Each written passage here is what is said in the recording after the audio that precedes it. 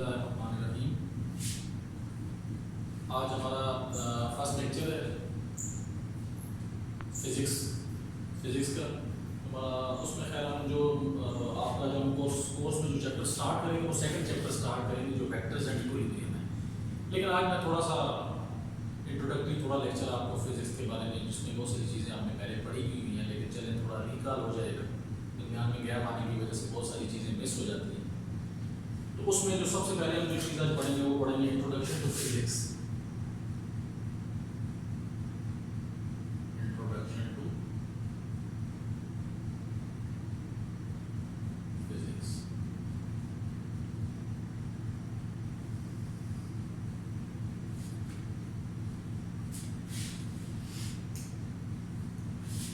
ये एक लफ्ज़ है, फ्रेंच वर्ड है, एक फ्रेंच वर्ड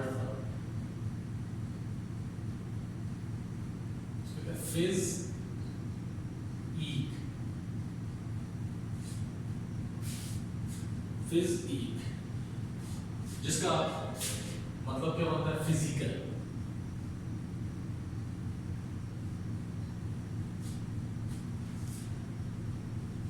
ये फिजिक लफ्ज़ आप नॉर्मली आप पढ़ते आ रहे हैं, फिजिक से पता है फिजिक, इसकी फिजिक अच्छी है, इसकी जिस्मानी हालत क्या है, इसकी फिजिक, इसकी बॉडी फिजिक। यानी इसका मतलब क्या हुआ कि ऐसी चीज जो जाहिरी तौर पे आपको नजर आए, ठीक है। Body looks apparently, body looks अपीरेंटली।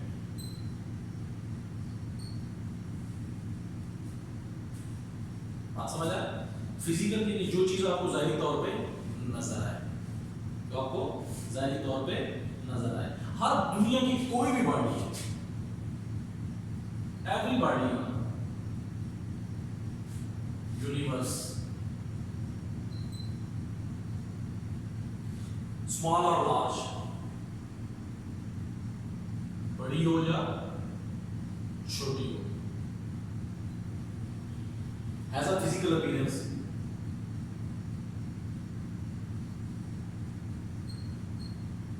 has a physical appearance, या दूसरे लफ्जों में से क्या कह सकते हैं फिजिक। सिवाय दुनिया में किस चीज की, एक्सेप्ट घोस्ट, जैसे आप रूहें या कोई शराबनुमा चीज कहते हैं, उनका उनकी फिजिकल वजूद नहीं होता। बाकी दुनिया में हर चीज का फिजिकल वजूद है। अब यहाँ पे एक सवाल ये पैदा होता है कि कुछ चीजें ऐसी हैं जिनका वजूद हमें अपनी आंखों से नजर आ जाता है, और कुछ चीजें ऐसी हैं जिनका वजूद हमें अपनी आंखों से नजर नहीं आता। बावजह किसके? उनके साइज के। मैं मिसाल देता हूँ आपको। जैसा अब हम कहते हैं एटम्स और मॉलिक्यूल्स। एटम्स और मॉलिक्यूल्स हम ज़ाहिरी तौर पे नहीं देख सकते, लेकिन उनका वजूद है, उनकी फिजिक है, उनका मैस है, बहुत कम है लेकिन है। उसके लिए फिर हम क्या चीज़ इस्तेमाल करते हैं? टेलीस्कोप इस्तेमाल करते हैं। यानी बहुत सारी many bodies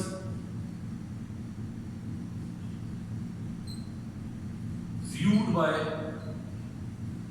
naked eye। naked का मतलब, naked का लफ्ज़ मतलब होता है नंगा, इसको unaided भी कहते हैं।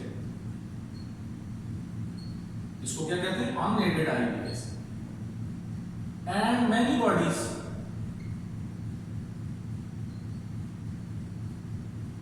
viewed by different devices की मदद से देखा जाता है उनको, लेकिन उनका वजूद है, उनकी फिजिक है। इसका मतलब है कि वो आपकी उन चीजों में उनका शुमार लाजमी होगा जिनका वजूद है, जिनकी फिजिक है। तो मैंने आपको बताया, हाँ फिजिक छोटी बड़ी होती है। बड़ी है फॉर काइंड इजीली आप उसे देख सकते हैं। अगर फिजिक छोटी है तो उन्हें आप आंखों से नहीं देख सकते, किसी डिवाइस की मदद से देखेंगे, लेकिन उनका वजूद है। जिसमें इलेक्ट्रॉन है, इलेक्ट्रॉन का मास है 9.1 × 10⁻31 kg। अब ये बहुत कम है लेकिन है। अब इसको आप नेकेड आई से, अनएडेड आई से, बगैर मदद के आप बगैर किसी डिवाइस की मदद से आप उसे नहीं देख सकते। उसके लिए आपको एटम्स हैं, मॉलिक्यूल्स हैं, इनके लिए आपको टेलीस्कोप से इस्तेमाल करनी पड़ती है। लेकिन आपको उनका वजूद नजर आ जाता है। जर्म्स हैं, बैक्टीरियाज हैं, ठीक है, तो ये सारी चीजें इनका वजूद है, इनकी फिजिक है, फिजिकल इनकी एग्जिस्टेंस मौजूद है। तो जिस चीज की फिजिकल एग्जिस्टेंस मौजूद हो उसकी फिजिक होती है, उसको नजर आना हो, किसी आप आंख से देखें या किसी डिवाइस की मदद से देख लें तो वो एक अलग फैक्ट है। तो इसका मतलब ये हुआ कि आपके पास हर वो चीज जिसका दुनिया में वजूद है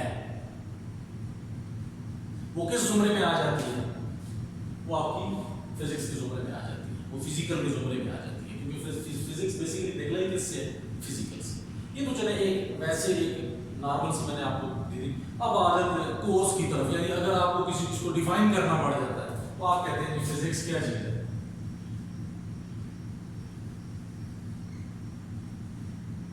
फिजिक्स आपकी ब्रांच ऑफ साइंस है, डिफाइन करना पड़ता है, ब्रांच ऑफ साइंस, मेन चीज। ठीक है जी। अच्छा, अब यहां पे एक चीज बड़ी जरूरी है, वो ये आपको बताता चलूं कि यहां पे आपके पास दो किस्म की साइंस है, एक साइंस ऑफ लिविंग थिंग्स है, एक science of non living world. Science of living world यानी साइंस आपके पास दो चीजें आपके पास, of living world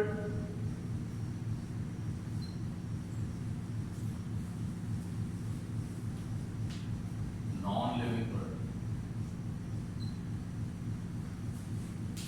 living world आप, मैं, जानवर, घोड़ा, गधा, बिल्ली, सब लिविंग वर्ल्ड। ये भी किसके जुमरे में, ये उस किस में आते हैं आपके पास, साइंस ऑफ लिविंग वर्ल्ड में। ठीक है जी। नॉन लिविंग वर्ल्ड में आपके पास ये बुक पड़ी है, चेयर पड़ी है, ये आपका कैमरा है, ठीक है जी, जिससे हम ये सारी की सारी वीडियो ले रहे हैं, नॉन लिविंग वर्ल्ड में आ जाती है। तो ये ध्यान रखना है आपके पास कि साइंस आपके पास दो किस्म की कैटेगरीज में डिवाइड होती है, एक साइंस ऑफ लिविंग वर्ल्ड, एक science of non living world. ठीक है जी। अच्छा, इसके बाद आगे फिर ये दो होगी, फिर आपके पास आ जाएगी बायोलॉजिकल साइंसेस,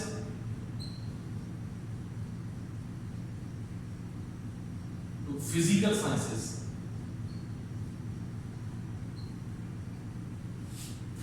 बायोलॉजिकल नबातियात, फिजिकल जो आपको नजर आए तबीयत। ठीक है।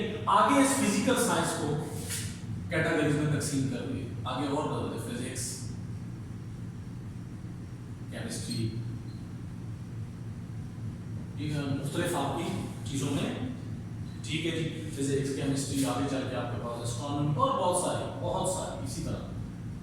ये मैं मिसाल दे रहा हूँ, सो आप आगे चलते, तो ये आगे चल के बहुत सारी कैटेगरीज है साइंस की भी, उसकी भी। ठीक है, तो इसलिए हम ये जैसे मैंने आपको बता दिया, अब आप उसकी तरफ आ जाएं, यानी branch of science,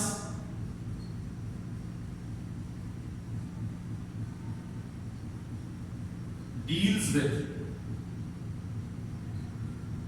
matter and energy. इससे डील करते हैं मैटर से, मैटर किसे कहते हैं, मादा, एनर्जी, तवानाई।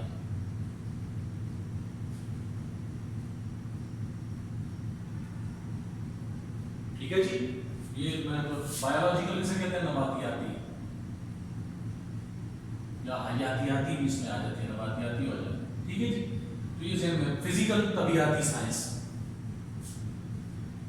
ब्रांच ऑफ साइंस है किससे डील करती है, मैटर, मादा, एनर्जी, तवानाई and their mutual relationship, and their mutual relationship. Mutual relationship क्या है, बाहमी ताल्लुक। बाहमी ताल्लुक क्या है कि मादा एनर्जी में किस तरह कन्वर्ट होता है, एनर्जी मादा में किस तरह कन्वर्ट होती है। ठीक है, मादा हर वो चीज जो जगह ले रही है जिसका मैस हो उसको मैटर कहते हैं। अब इसमें आप थोड़ा सा हम इसको देख लेते हैं, मैटर क्या चीज है,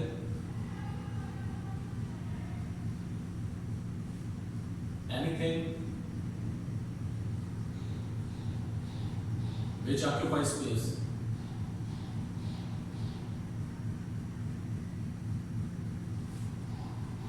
number anything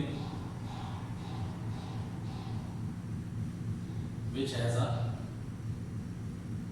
mass। तो मैटर क्या होगा जी, हर वो चीज जो जगह घेरे। चीज जिसका कोई ना कोई मैस हो, इसको आगे 3 कैटेगरीज में तकसीम किया जाता है, 3 सॉरी बल्कि 4 में। ठीक है जी, उसमें कौन कौन सी है? Number 1 solids, number 2 liquids, number 3 gases, number 4 plasma.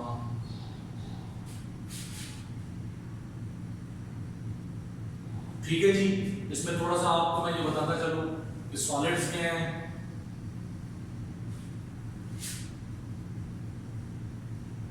Solids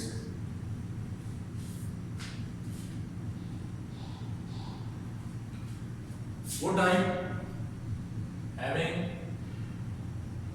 regular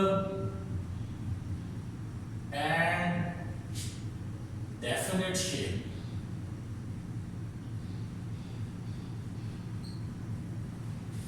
solid type वो टाइप है मैटर की जिसकी तरतीब के साथ रेगुलर एक डेफिनेट मखसूस शेप है। याद रखना ये जो शेप होती है कोई भी एटम, मैं ही करूं, मेरी कंस्ट्रक्शन किस चीज पे मुश्तमिल है? एटम्स और मॉलिक्यूल्स। अगर एटम्स और मॉलिक्यूल्स का अरेंजमेंट रेगुलर है तो मेरी शेप रेगुलर होगी, अगर एटम्स और मॉलिक्यूल्स का अरेंजमेंट रेगुलर नहीं है तो मेरी शेप रेगुलर नहीं होगी। इसका मतलब क्या हुआ कि अगर शेप रेगुलर है तो इसका मतलब है having regular and periodic arrangement of atoms and molecules. इसका मतलब यह है कि एटम्स और मॉलिक्यूल्स का जो उसका अरेंजमेंट है वो रेगुलर और पीरियोडिक है। रेगुलर और पीरियोडिक अरेंजमेंट किसे कहते हैं? हर एटम का अपने हर नेबरिंग एटम से डिस्टेंस क्या हो? सेम हो। डिस्टेंस ऑफ एटम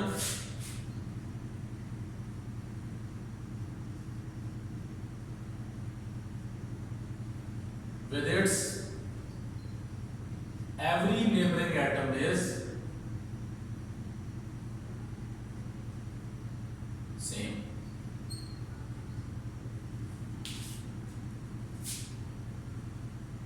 ठीक है जी, एटम का अपने हर नेबरिंग एटम से डिस्टेंस सेम है। ये नेबर दाएं वाला भी नेबर है, बाएं वाला भी नेबर है, ऊपर वाला भी नेबर है, नीचे वाला भी नेबर है।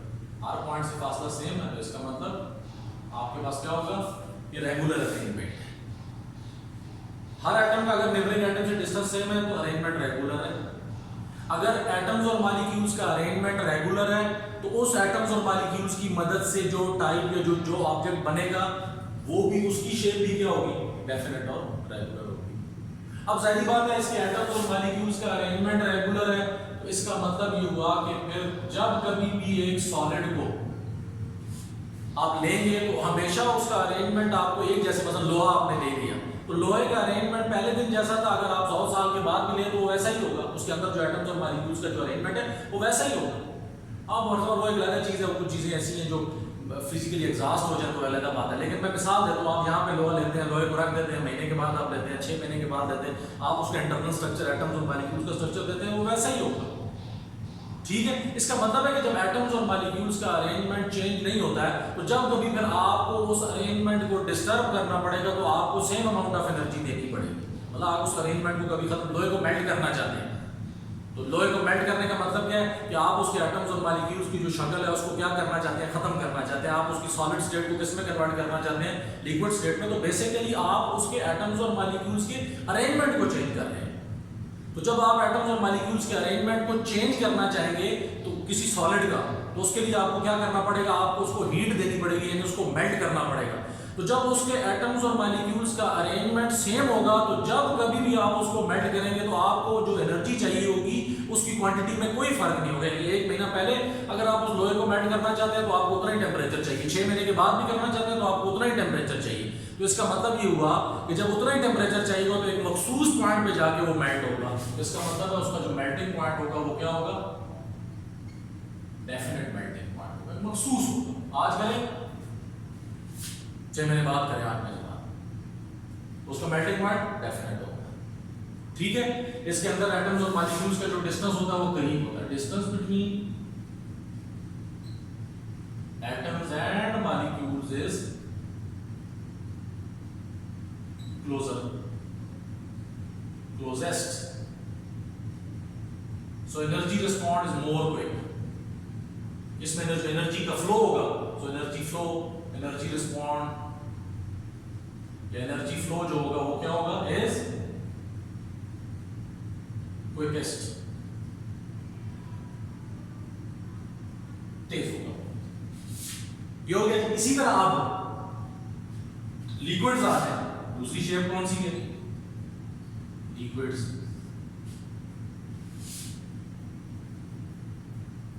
ठीक है जी। लिक्विड्स में क्या है, no regular and definite shape, no regular and definite shape, regular और डेफिनेट शेप नहीं, मखसूस शेप नहीं होगी। इसका मतलब फिर क्या हुआ, मैंने क्या बताया, शेप डिपेंड करती है एटम्स और मॉलिक्यूल्स के अरेंजमेंट पे। अगर एटम्स और मॉलिक्यूल्स का अरेंजमेंट रेगुलर है तो शेप भी रेगुलर होगी, अगर एटम्स और मॉलिक्यूल्स का अरेंजमेंट रेगुलर नहीं है तो शेप भी रेगुलर या डेफिनेट नहीं होगी। नहीं है, इसका मतलब फिर क्या हुआ, having no regular and periodic arrangement of atoms and molecules.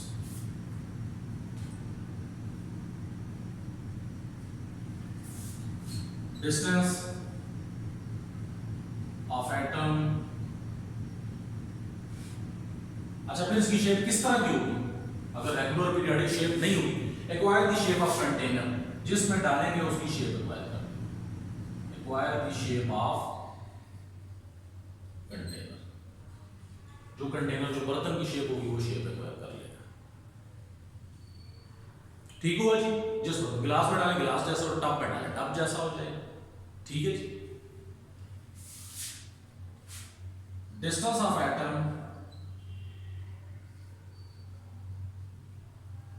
With every neighbouring atom is not same, वही ऊपर वाली चीजें, neighbouring atom is not same.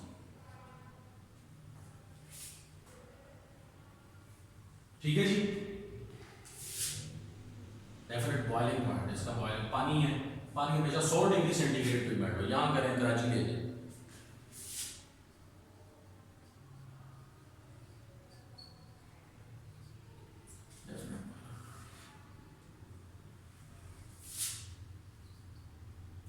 Distance between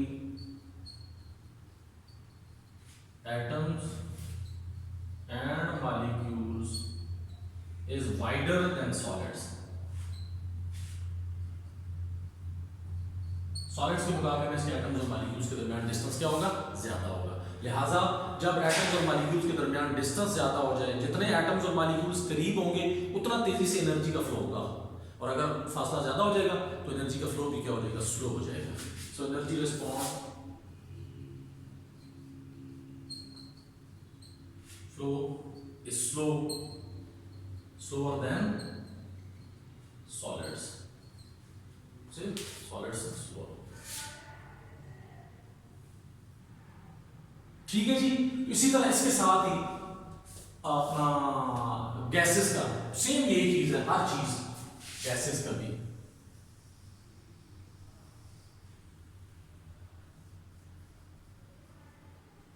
gases का नो रेगुलर डेफिनेट शेप, ठीक हो गया। अब नो जब शेप नहीं रेगुलर तो इसका मतलब है no regular and periodic arrangement of atoms and molecules, यही होगा। सेम पहला पॉइंट भी सेम यही है। ठीक है जी।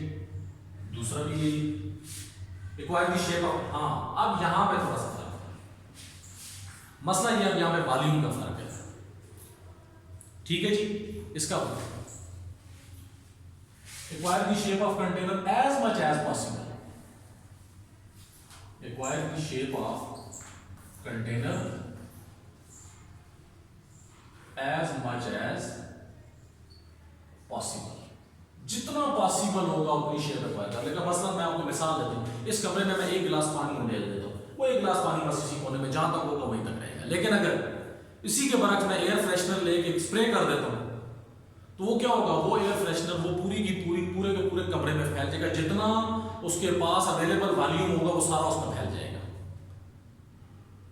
लिक्विड्स और गैसेस में ये बहुत बड़ा फर्क है, दोनों की शेप रेगुलर नहीं है, बिल्कुल इसी तरह दोनों के एटम्स और मॉलिक्यूल्स का अरेंजमेंट रेगुलर नहीं है, इसी तरह ही है। लेकिन फर्क ये है कि जो लिक्विड है वो उसका वॉल्यूम वो एज मच एज पॉसिबल नहीं, बस जितना उसका वॉल्यूम है उतना ही, या थोड़ी जगह मिसाल के तौर पे आप उसे किसी सिलेंडर के अंदर डालते हैं, सिलेंडर है 10 लीटर का, आप उसमें 1 लीटर वॉल्यूम लिक्विड डालेंगे उसमें 1 लीटर तक ही जाएगा लेवल तक। लेकिन अगर 10 लीटर का सिलेंडर है उसके अंदर आप, मैं आपको मिसाल देता हूँ, आप उसमें गैसेस की जो अमाउंट है वॉल्यूम है वो 1 लीटर ही डाल देते हैं, तो वो क्या करेगा, पूरे का पूरा उस सिलेंडर में फैल जाएगा। तो इसका मतलब ये है कि वो कंटेनर जैसी शेप रिक्वायर करते हैं, लेकिन उनको जितनी अवेलेबल जगह उस कंटेनर के अंदर मिल जाए उसको रिक्वायर कर लेते हैं। ठीक है जी। बाकी उसी तरह उसके एटम्स का मॉलिक्यूल्स का जो डिस्टेंस है वो सेम नहीं है, ठीक हो गया। उसमें एटम्स और मॉलिक्यूल्स का जो डिस्टेंस है वो सॉलिड लिक्विड से, ठीक है, डिस्टेंस बिटवीन एटम्स एंड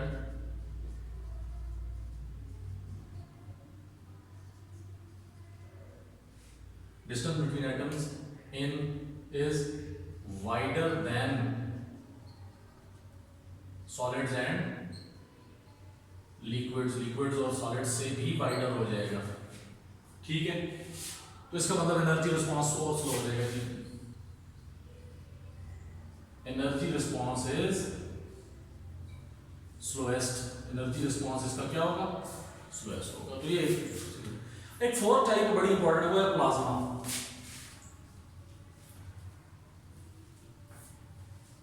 देखिए आपने शुरू से एक चीज पढ़ी है कि एटम जो होता है वो न्यूट्रल होता है, एटम इज ए न्यूट्रल। ये आयन कब बनता है, एटम आयन कब बनता है, ये एटम है अगर उसमें से एक इलेक्ट्रॉन बाहर निकल जाए, क्योंकि न्यूट्रल होता है, number of protons number of neutrons के बराबर है। अब अगर एक इलेक्ट्रॉन निकल जाए तो ये कौन सा आयन बन जाता है, ये पॉजिटिव आयन बन जाता है। और अगर इस एटम के अंदर एक इलेक्ट्रॉन फालतू आ जाए तो ये कौन सा आयन बन जाता है, नेगेटिव। इसका मतलब क्या हुआ कि आयन कब बनता है, access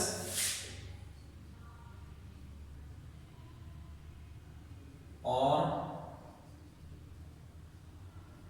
deficiency of an electron form ion in an atom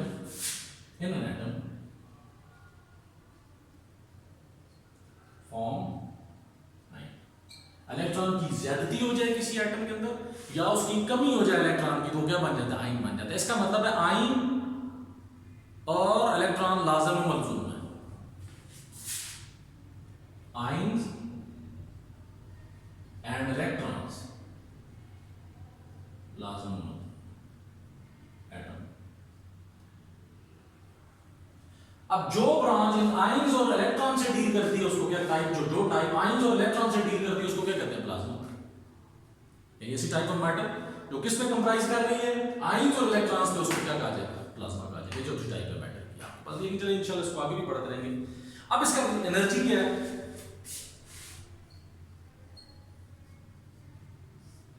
ability of a body to do work,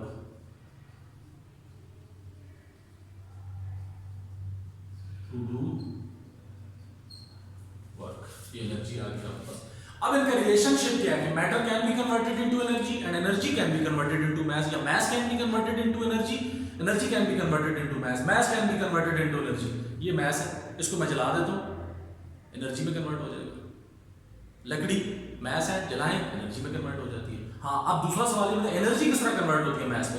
ये एटॉमिक लेवल का फिनोमेना है, इंशाल्लाह इसको सेकंड ईयर में पढ़ेंगे, यहाँ टाइम जाया करने की जरूरत नहीं है इसको, इसको आगे चल के देखेंगे। वो है वो उसी में जब आपके पास एक बड़ा न्यूक्लियस टूटता है तो उसमें आपकी एनर्जी मैस में कन्वर्ट होती है। जब दो छोटे न्यूक्लियस मिलकर बड़ा न्यूक्लियस बनाते हैं तो उसमें आपका मैस एनर्जी में कन्वर्ट होता है, लेकिन ये इसको हम तफसील से बाद में पढ़ें।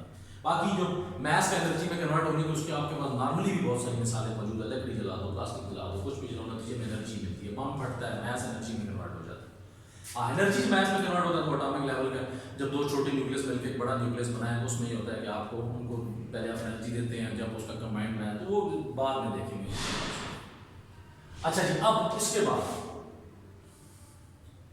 अब यहाँ पे हम इसकी जो पढ़ते पढ़ते दरमियान में थोड़ी सी एक चीज़ आगे समझाने के लिए थी। हम बेसिकली जो पढ़ रहे थे, हम फिजिक्स को पढ़ रहे थे। अब इसमें ये जो फिजिक्स है ये पूरी, तो आप इसे पूरी दुनिया समझें, पूरी सल्तनत जिसका शायद पूरा आता नहीं कर सकती, यानी राउंड अबाउट कहते हैं कि इस कायनात के बारे में 20 अरब साल से इसका शायद वजूद है। अल्लाह बेहतर जानता है, ये मेरा सिर्फ अल्लाह पाक की ज़ात ही बेहतर जानती है कि इस कायनात का वजूद, क्योंकि इस कायनात का खालिक और मालिक सिर्फ वही एक ज़ात है, उसके अलावा किसी की औकात ही नहीं है कि सांस भी ले सके। तो ये लेकिन अप्रॉक्सीमेटली कहते हैं 20 अरब साल से ये है, होगा शायद, लेकिन मेरा अल्लाह बेहतर जानता है जो भी है। तो इसके लिए ये कहते हैं एक सल्तनत है, इसमें इसको उस कैटेगरीज में कहते हैं इसकी जो मुख्तलिफ, सही बात है, अगर सल्तनत है तो उसकी मुख्तलिफ सरहदें भी होंगी। तो कहता है जरा इसकी 3 मेन फ्रंटियर्स हैं, 3 मेन फ्रंटियर्स।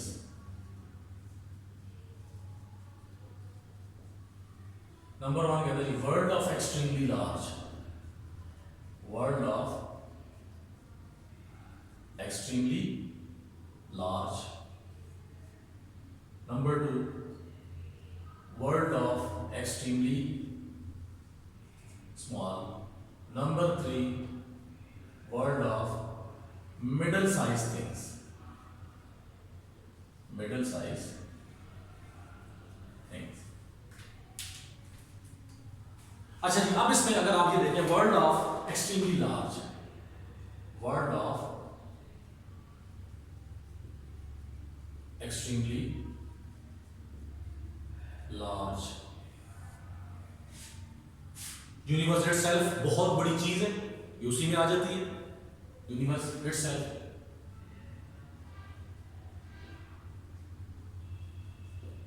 फिर अर्थ, सन, मून एटसेट्रा। अब इस वर्ल्ड ऑफ एक्सट्रीमली लार्ज में क्या देखा जा रहा है? सूरज है, सूरज के गिर्द जमीन घूम रही है जी, जमीन के गिर्द चांद घूम रहा है जी, ठीक है। अब इसमें फिजिक्स कहां पे अवेलेबल, मैं मिसाल देता हूं आपको, आप ये देखिए, सूरज है,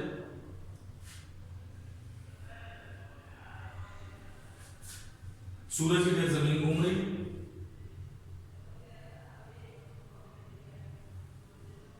जाहिर बात है आप आगे चल के पढ़ेंगे। अब सूरज जमीन को अपनी तरफ खींच रहा है, जमीन की वेलोसिटी से दूर लेके जाने की कोशिश कर रही है, इस फोर्स की वजह से जमीन वेलोसिटी की डायरेक्शन में नहीं जाती, वेलोसिटी की वजह से जमीन फोर्स की डायरेक्शन में नहीं आती। इसी तरह जमीन चांद पे फोर्स लगा रही है। अब ये फोर्स, ये वेलोसिटी, ये किसके कंसेप्ट है? फिजिक्स। तो उसका मतलब है आपकी फिजिक्स यहां भी इन्वॉल्व है, वर्ल्ड ऑफ एक्सट्रीमली लार्ज में। इस सूरज के अंदर न्यूक्लियर बॉम्बिंग हो रही है, फ्यूजन रिएक्शंस हो रहे हैं, ये सारे के सारे फिजिक्स के कंसेप्ट हैं इसी से। तो इसका मतलब क्या हुआ कि वर्ल्ड ऑफ एक्सट्रीमली लार्ज का कोई फिनोमेना उठा लें, आपको उसमें फिजिक्स के वाज़े रंग नजर आएंगे। बाकी भी साइंस हर ब्रांच की, लेकिन जो हर चीज का अपना अपना कंट्रीब्यूशन है, लेकिन फिर बात सिर्फ फिजिक्स की हो रही है, उसको हम देखेंगे। उसके बाद वर्ल्ड ऑफ एक्सट्रीमली स्मॉल, बहुत छोटे ऑब्जेक्ट्स की दुनिया, मसलन एटॉमिक लेवल पे, एट एटॉमिक लेवल, एटॉमिक और molecular level. Number 1 electron, number 2 protons, इसी तरह नंबर न्यूट्रॉन, मीसॉन्स, ठीक है, मीसॉन एटसेट्रा, इसी तरह मैनी मोर। ये सारे के सारे आपके इसमें आ रहे हैं वर्ल्ड ऑफ एक्सट्रीमली स्मॉल में। अब इसमें क्या क्या बिहेवियर है? न्यूक्लियस है, न्यूक्लियस के अंदर इलेक्ट्रॉन्स है, ये भी अभी किससे बोलते? फिजिक्स से ही, और सॉरी न्यूक्लियस के अंदर प्रोटॉन्स है, प्रोटॉन्स, न्यूट्रॉन्स, इसके बाहर इलेक्ट्रॉन्स है। इलेक्ट्रॉन क्या कर रहा है? रिवॉल्व कर रहा है, जाहिर बात है प्रोटॉन इस पे फोर्स लगा रहा है, ये वेलोसिटी से आउटसाइड जा रहा है।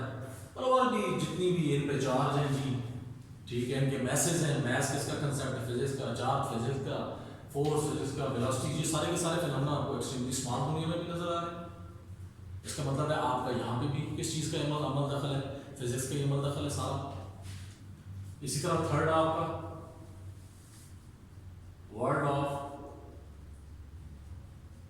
Middle size thing. Middle size thing में क्या आ जाते हैं, आप मैं सब जितने आपके कॉन्सेप्ट हैं, math, velocity, normal size bodies,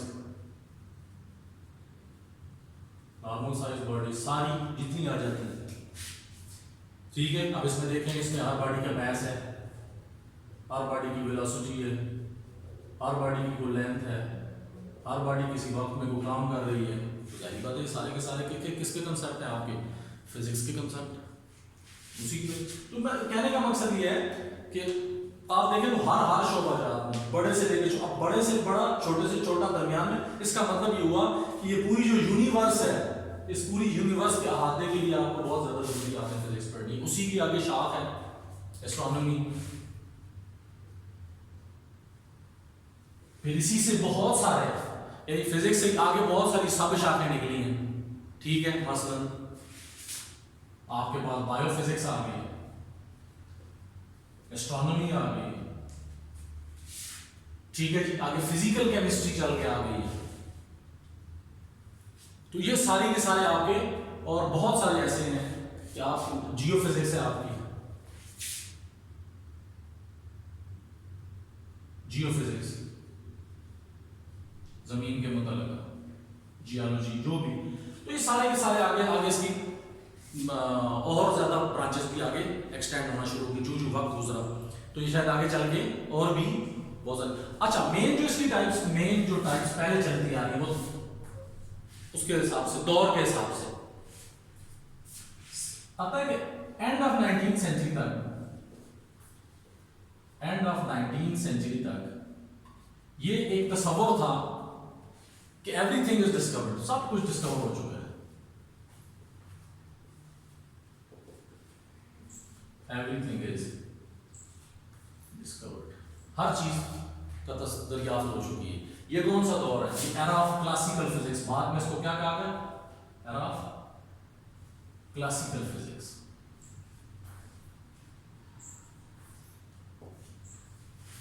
early 20th में,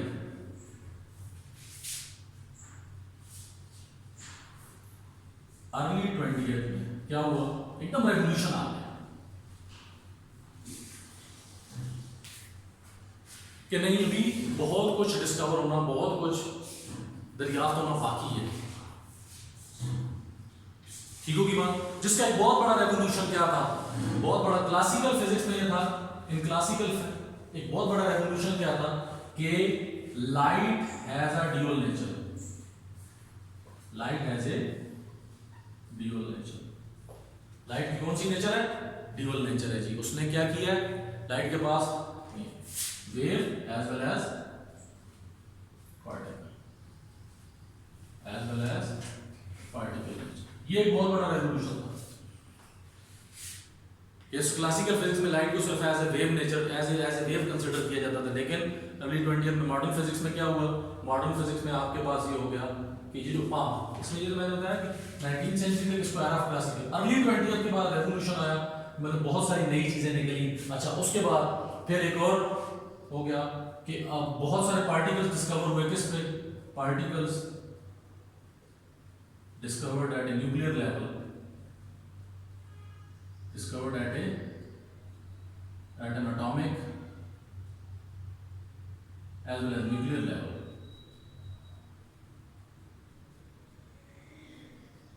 एक नई बुनियाद पड़ी, नई फिजिक्स की, उसे क्या कहते हैं, nuclear physics.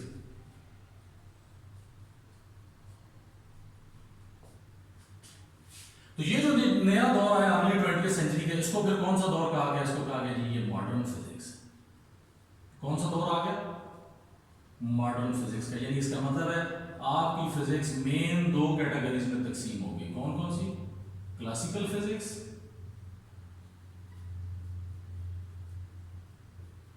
Number 2, modern physics.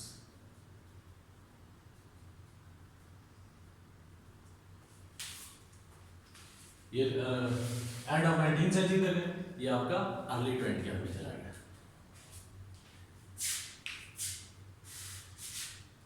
तो इसका मतलब ये हुआ जी कि फिजिक्स आपकी जो है वो तमाम जो साइंसेज है आपकी उसका एक बुनियाद है। फिजिक्स जो है वो फंडामेंटल है, बुनियाद है तमाम साइंसेस की, ठीक है, और बहुत सारी साइंसेस की ब्रांचेस भी देती है, ठीक है जी। फिजिक्स आपकी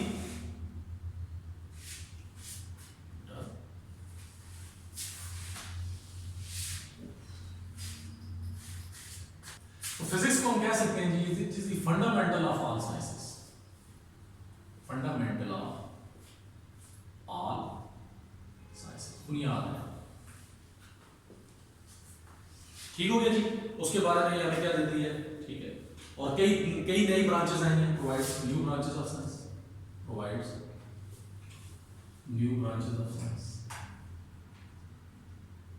साइंस की कई नई ब्रांचेस हमें देती है, ठीक हो गया। उसके बाद बेसिक प्रिंसिपल और fundamental law gives basic principles,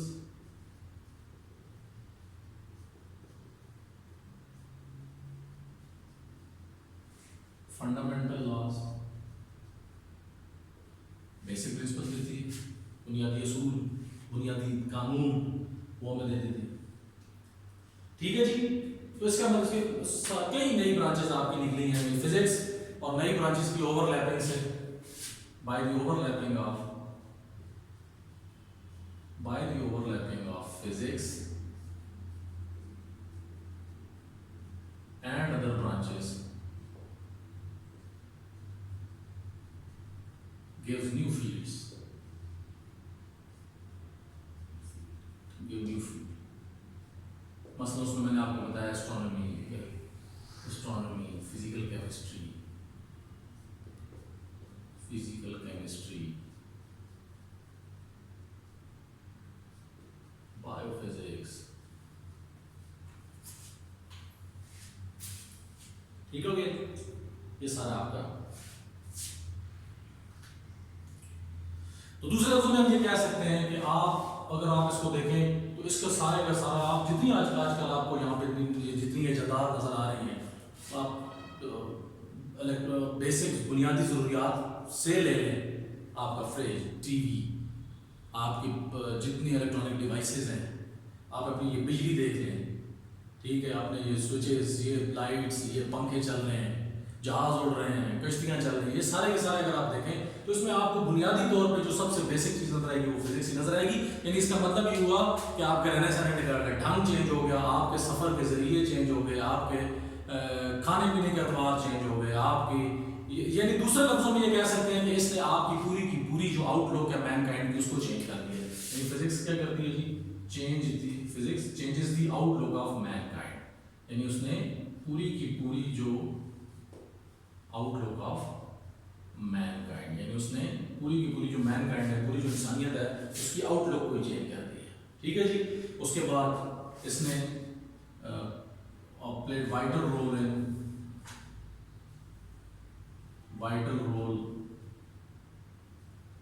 in technology, engineering, computer field, telecommunication,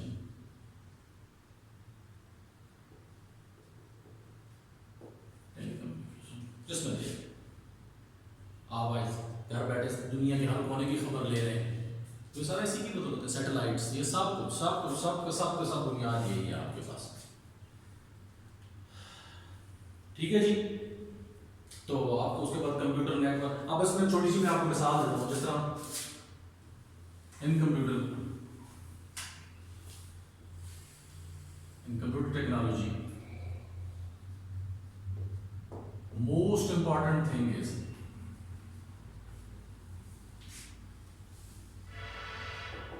chip made by silicon, किसकी मदद से बनी है, सिलिकॉन की मदद से बनी, ठीक है जी। तो ये आपके पास सारे का सारा ये, तो अब यही फिजिक्स ही है जिसने सिलिकॉन से रेत से चिप बना दी है, वो आपकी बुक वाले ने बहुत अच्छा लिखा है, तो उससे आपके पास बर्तन भी बन सकता था, ठीक है, बर्तन अगर वही रेत जो बर्तन बनाने में इस्तेमाल हुई वो चिप बनाने में इस्तेमाल हुई, उसी चिप से आपका कंप्यूटर बन गया, आपका सब कुछ ही चेंज हो गया। Entire human kind, entire man kind he आपकी सारी की सारी चेंज हो गई। तो ये बहुत सारी और भी, इसको जितना पढ़ते जाए आपको उतना ज़्यादा इसमें, ये तो समुंदर है, जितना इसमें जाते जाएंगे उतना ये बढ़ता जाएगा। तो ये ओवरव्यू सा था, चलिए इसको देख लीजिएगा इंशाल्लाह, बाकी अगले लेक्चर में फिर मुलाकात होगी।